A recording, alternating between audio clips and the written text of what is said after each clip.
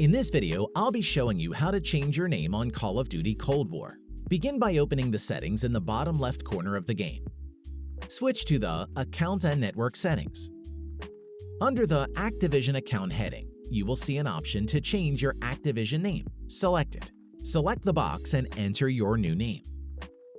You are only permitted to change your name every 6 months. If you never changed your name before, then you may have 2 tokens, allowing you to change your name twice. Confirm to save your new name.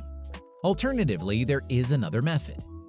Head to the Call of Duty website. I'm already logged in. If you aren't, then press the login button at the top of the page.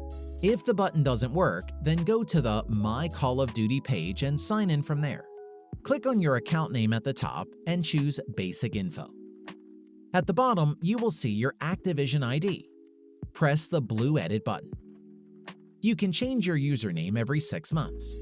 If this is your first time, then you may have 2 name changes available.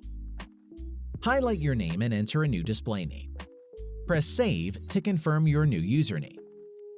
Your name in Call of Duty Cold War should now be changed.